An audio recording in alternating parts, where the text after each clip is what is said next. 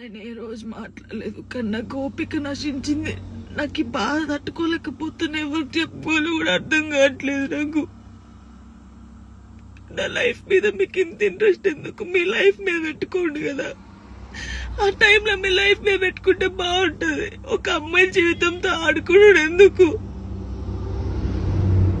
నా కొడుకుని మంచి చదువుకొని మంచి పొజిషన్లో చూడాలనుకున్నా, అది చూడలేనేమో.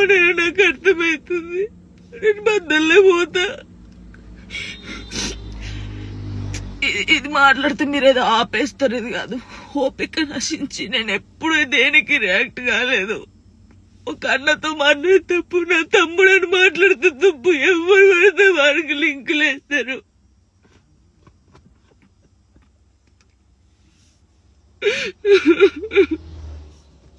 నాతో అయితే నేను